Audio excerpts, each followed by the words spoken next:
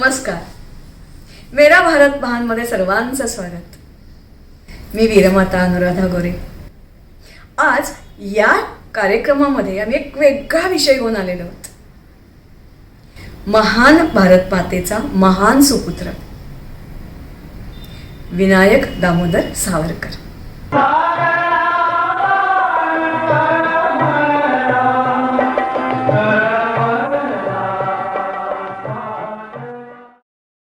निमित्त आहे रणदीप हुडा यांनी प्रदर्शित केलेला स्वातंत्र्यवीर सावरकरांवरील चित्रपट.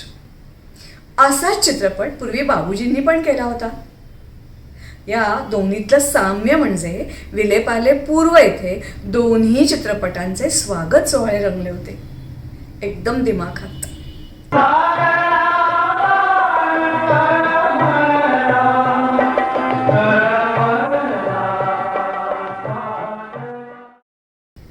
तो सारा कार्यक्रम आपल्यापर्यंत घेऊन यावा म्हणून हा प्रयास. कारण सावरकरांचे ज्वलंत विचार सर्वांपर्यंत पोहोचणं, त्याचं अनुकरण करणं ही आहे आजची काळाची गरज. चला तर मग आज आपण बघूया या चित्रपटांच्या प्रदर्शन सोहळ्याचे काही अंश. अर्थातच माझ्याबरोबर आहेत नीला रवींद्र.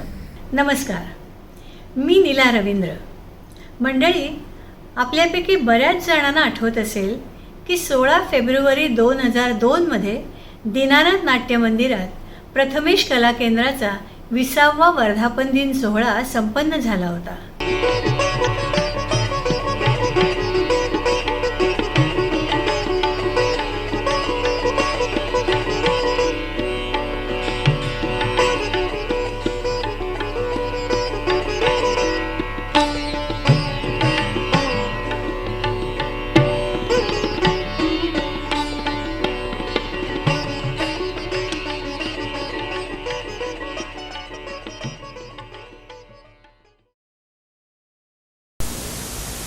रसिको नमस्कार. प्रथमेशच्या 20व्या वर्धापन दिन सोहळ्याला उपस्थित असलेल्या आपल्या सर्वांचं प्रथमेश कला केंद्राच्या वतीने मी नीला रवींद्र प्रेमपूर्वक स्वागत करते. या सोहळ्याला विविध क्षेत्रातील असंख्य मान्यवर उपस्थित होते. प्रथमेशवर प्रेम करणाऱ्या रसिकांनी प्रेक्षागृह तुडुंब भरलं होतं. ज्येष्ठ गायक, संगीत दिग्दर्शक आणि सावरकर चित्रपटाचे प्रणेते बाबूजी म्हणजे सुधीर फडके हे त्यांच्या चित्रपटाच्या संपूर्ण टीमसोबत उपस्थित होते. ज्येष्ठ अभिनेत्री सुमती गुप्ते, पंडित हृदयनाथजी मंगेशकर, मंत्री महोदय सुशीलकुमारजी शिंदे, ज्येष्ठ दिग्दर्शक जब्बार पटेल, महाराष्ट्राचे पहिले director general of police Shri Medhekar sir हे सर्वजण या सोहळ्यासाठी आवर्जून उपस्थित होते.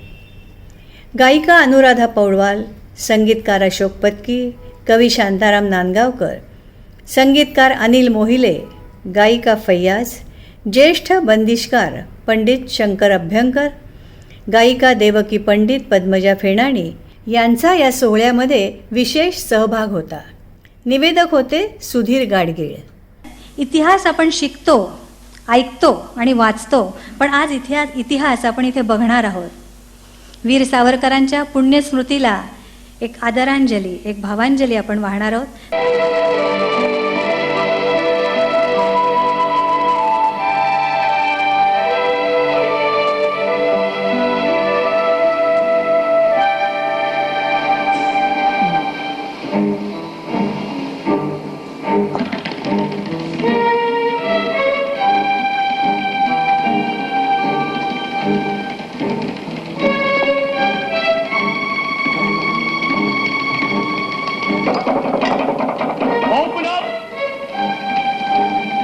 Taking you so long?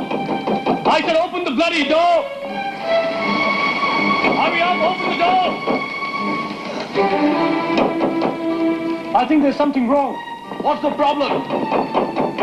He's taking too much of time. He doesn't seem to open the door. I said open the door immediately. Break open the glass right away.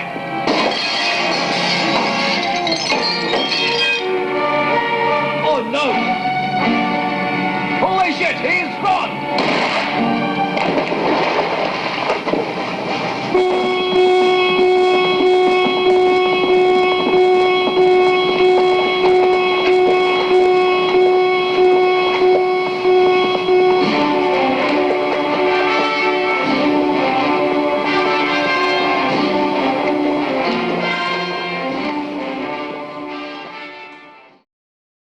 आपण हे जे दृश्य पाहतो आहोत ते आहे 2001मध्ये प्रदर्शित झालेल्या वीर सावरकर या चित्रपटातलं.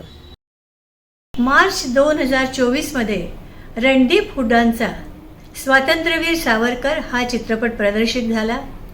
याही चित्रपटाचा स्वागत सोहळा पार्ल्यात सन सिटी ह्या चित्रपटगृहात झाला होता.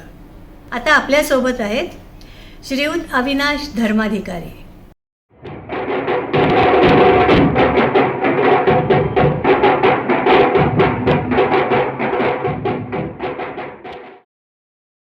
नमस्कार, मी अविनाश धर्माधिकारी, भारत विकास परिषद विलेपार्ले शाखेचा अध्यक्ष. भारत विकास परिषद विलेपार्ले शाखा आणि स्वातंत्र्यवीर सावरकर राष्ट्रीय स्मारक शिवाजी पार्क या दोन संस्थांनी मिळून दिनांक 24 मार्च 2024 रोजी विलेपार्ले येथे स्वातंत्र्यवीर सावरकर या चित्रपटाचा विनामूल्य शो आयोजित केला होता पार्लेकरांकरिता. या शोला या चित्रपटाचे दिग्दर्शक आणि कलाकार श्री रणदीप हुड्डा, तसेच स्वातंत्र्यवीर सावरकर राष्ट्रीय स्मारकाचे अध्यक्ष श्री रणजित सावरकर, कोषाध्यक्ष मंजिरीताई मराठे आणि शरद पोंक्षे हे उपस्थित होते आणि त्यांनी प्रेक्षकांना मार्गदर्शन केलं. हा चित्रपट पार्लेकरांना खूपच आवडला आणि या कार्यक्रमाबद्दल पार्लेकरांनी भारत विकास परिषदेचे आभार मानले. धन्यवाद.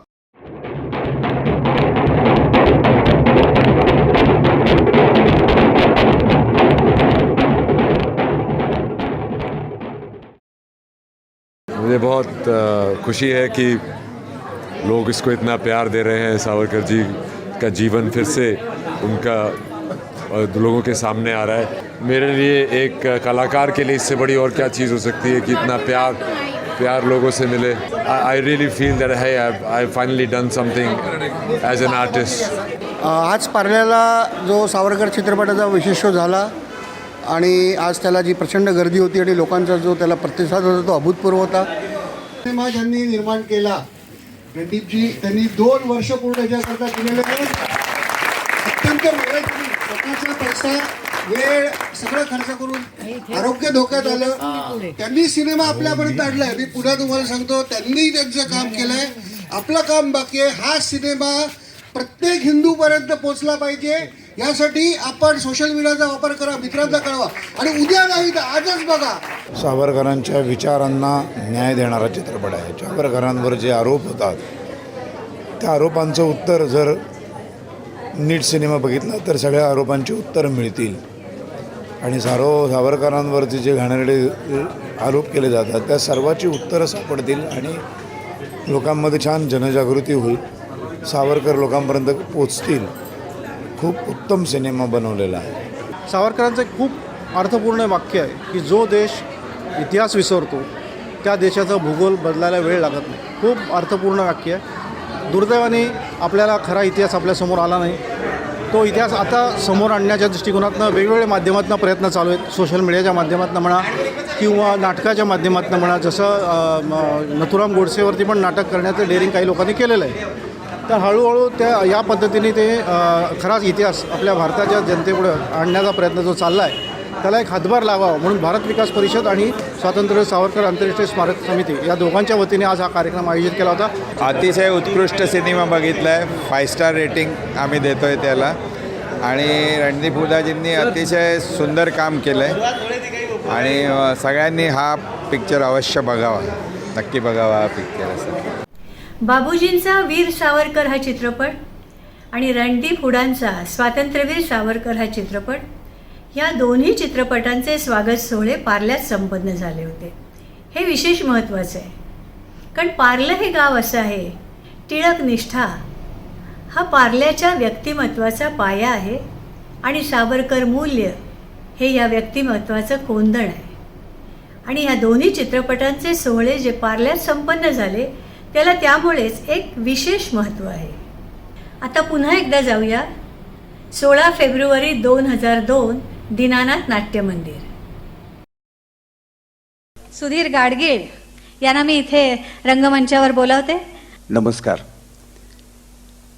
प्रथमेश कला केंद्राच्या वतीनं आपल्या सर्वांचं मनापासून स्वागत. वीर सावरकर या चित्रपटाच्या सर्व कलावंतांचा गौरव आपण करणार आहोत.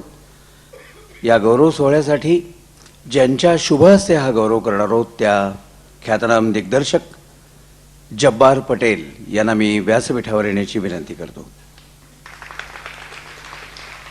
आणि प्रथमेश कला केंद्राच्या वतीनं नीला रवींद्र या जब्बार पटेल यांचं पुष्पगुच्छ आणि स्मृतिचिन्ह देऊन स्वागत करतील.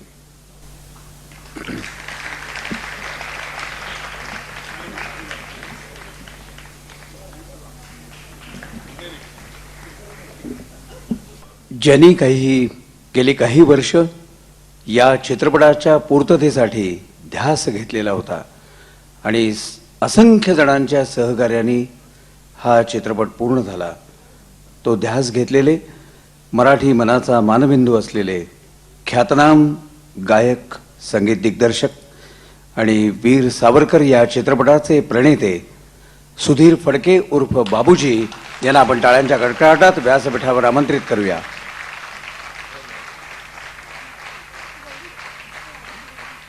मी जब्बार पटेल यांना विनंती करतो की त्यांनी बाबूजींचा गौरव करावा. जब्बार म्हणत होते की मी त्यांच्या दृष्टीनं खरं तर ज्युनियर आहे, पण हा सर्व रसिकांच्या वतीनं बाबूजींचा गौरव आहे. रसिकांचे प्रतिनिधी म्हणून जब्बार पटेल या ठिकाणी गौरव करतायत.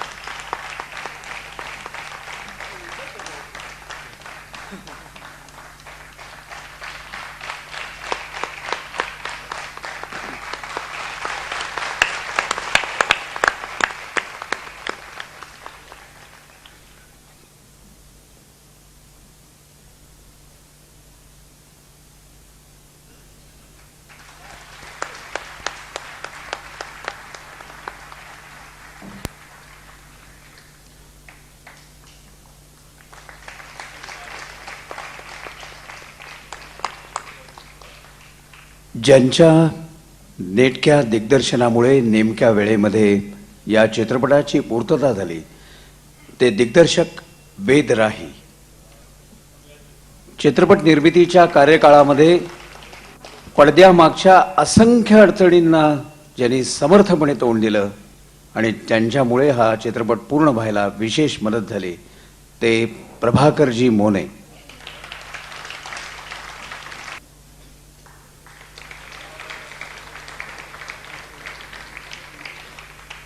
यानंतर आपण टाळ्यांचा जोरदार कडकडाट करूया, कारण खुद्द वीर सावरकर व्यासपीठावर येत आहेत. शैलेंद्र गौड,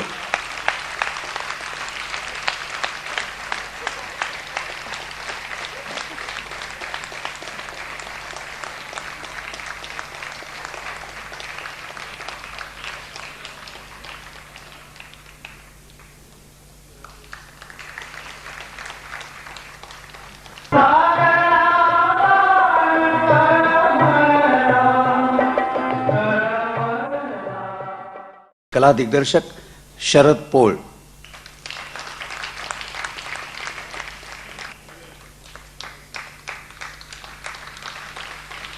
शिवाजी जाधव,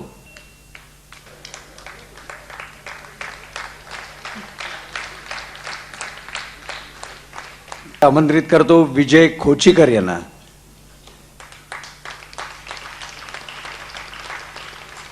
यानंतर मी कलावंतांना आमंत्रित करतोय Purnima okay, Pankaj berry, Rohitashva Gaud,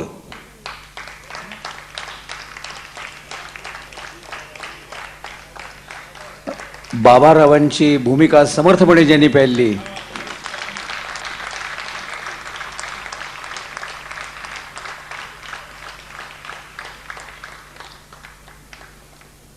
Tom alter,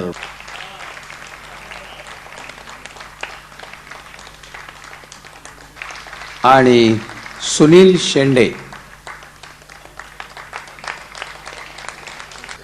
वर्माजींचं काम ज्यांनी केलेलं होतं ते शेठ शेंडे.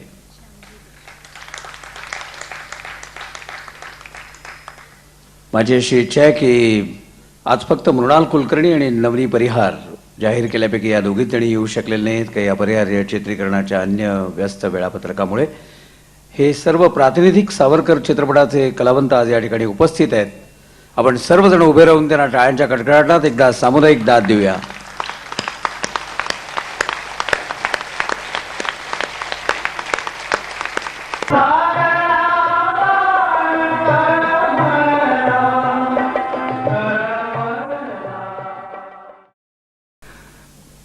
सावरकर चित्रपट हा चरित्रपट आहे आणि त्यामुळे अनंत अडचणी आमच्या पुढे होत्या.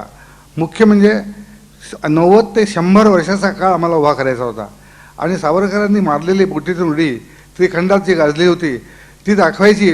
म्हणजे आता तशा बोटी नाहीत, तर ती बोट आता आम्हाला आयत्या कशी मिळणार म्हणून बोटीचा माझा शोध चालू होता.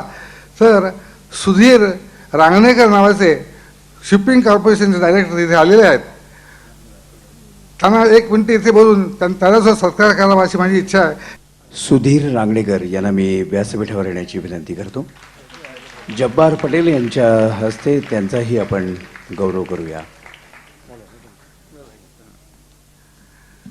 आणखीन एक महत्त्वाची गोष्ट म्हणजे या नीला रवींद्र आणि सुधीर रांगणेकर हे बिगरीपासून कॉलेजपर्यंत दोघंजण एकत्र शिकलेले आहेत. सावरकर प्रतिष्ठानच्या वतीनं वीर सावरकर चित्रपटाचा गौरव प्रथमेश कला केंद्राच्या वतीनं या ठिकाणी करण्यात आला. त्याबद्दल सावरकर प्रतिष्ठानच्या वतीनं नीला रवींद्र आणि रवीजी यांचा या ठिकाणी गौरव केला जाणार आहे. मी बाबूजींना प्रथम विनंती करतो की त्यांनी नीला रवींद्र यांना सावरकर प्रतिष्ठानच्या वतीनं आभारदर्शक पुष्पगुच्छ द्यावा.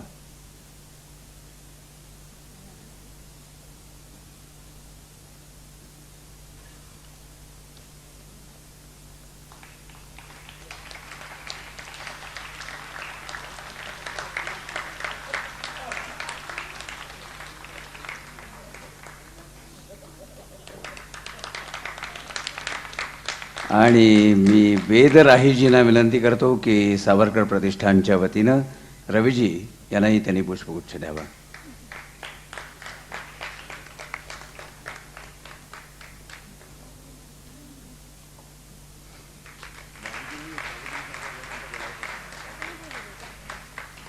जब्बार पटेल यांना या ठिकाणी आपलं मनोगत व्यक्त करण्याची विनंती करतो. चित्रपट करायचा म्हणजे काय करायचं याचा एक अनुभव आहे मला, आणि त्यामुळे या लोकांनी काय कष्ट उपसले त्याची मला कल्पना आहे. माणसं एवढी मोठी असतात तेवढे हे सिनेमे करणे फार कटकटीत होऊन बसते. एकतर अत्यंत संवेदनशील जेव्हा माणसं असतात, मग ते आंबेडकर असू देत नाही तर सावरकर असू देत, इतिहासाचे सगळे परिप्रेक्ष्य बदलतात आणि त्या सगळ्या गोष्टीमध्ये आजचे अर्थ बदलतात आणि त्यांचं आयुष्य जे सांगायचं असतं ते काही वेगळ्याच गोष्टी घेऊन येतं आणि ते आजच्या प्रेक्षकांसमोर मांडताना सर्व पद्धतीचं भान ठेवून हे करायचं असतं. सर्वप्रथम मी ही सगळी जी टीम इथे आहे त्या सगळ्यांचं अभिनंदन करतो, कारण आपण सगळ्यांनी हा सिनेमा पाहिला आहे. ज्यांनी पाहिला नसेल तर चित्रपट पाहतील की काय कष्ट यात केले गेलेले आहेत. कारण हा मुख्य जो नट आहे शैलेंद्र गौड यांनी अतिशय सुंदर सावरकरांचं काम त्यांनी केलं आहे.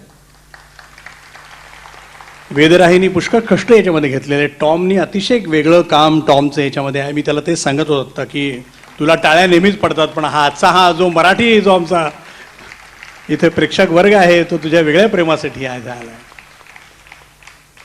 शरद पोळ इथे आहेत. म्हणजे सर्व अर्थानं एक काळ उभं करणं संबोने म्हणाल तसं.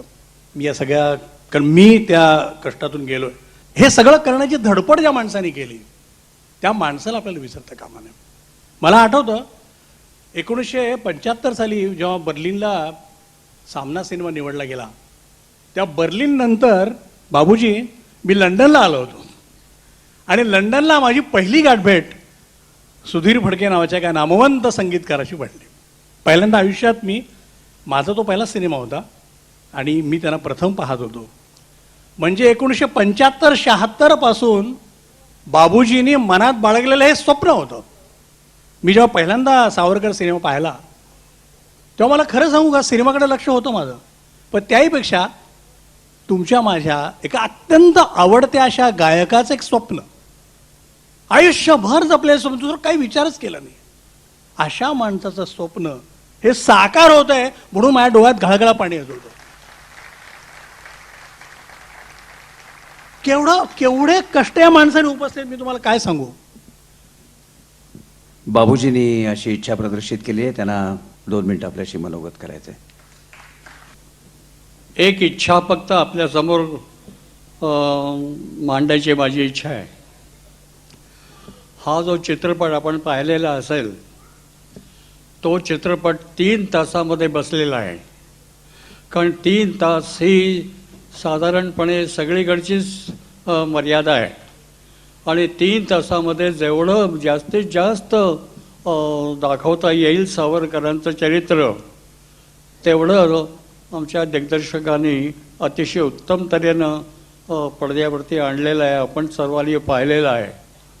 एक इच्छा आहे माझी की मला ती पूर्ण करता येईल असं वाटत नाही, परंतु असं वाटलं की ज्याने हा चित्रपट पाहिलेला आहे किंवा निदान या चित्रपटाबद्दल ऐकलेलेच आहे त्यांच्या मनामध्ये ह्या विचार अत्यंत प्राबल्याने यायला पाहिजे की पुन्हा सावरकरांचं याच्या पुढचं चरित्र हे कोणीतरी करायला पाहिजे. आज सावरकर जर खरोखरीच यशस्वी झाले असते तर किंवा सावरकरांचं तत्त्वज्ञान हे सगळ्या देशांनी जर आपलं तत्त्वज्ञान म्हणून मान्य केलं असतं तर एक गोष्ट झाली असती नक्की ही आपल्यालाही माहीत आहे आणि आपण जर ऐकलीच आता कोणाला माहीत नसेल तर मी एक वाक्य सांगतो आहे. त्या वाक्यामुळे आपल्याला निश्चित माहीत होईल की जर सावरकरांचं तत्त्वज्ञान सगळ्या जनतेने आपलंसं केलं असतं तर देशाची फाळणी झाली नसती. इथला प्रत्येक हिंदू ताठ मानेनं जगला असता, देश अखंड राहिला असता. एक तुम्हाला वाक्य सांगतो की ज्या वेळेला देशाची फाळणी व्हायची हे नक्की झालं, कुणामुळे झालं, का झालं वगैरे हा इतिहास फार मोठा आहे आणि तो सांगण्याची आवश्यकता नाही, परंतु श्यामाप्रसाद मुखर्जींनी सावरकरांना भेटून सांगितलं होतं आणि पत्र लिहून सांगितलं होतं की सावरकर, तुमचं जर हिंदूंनी ऐकलं असतं तर देशाची फाळणी झाली नसती.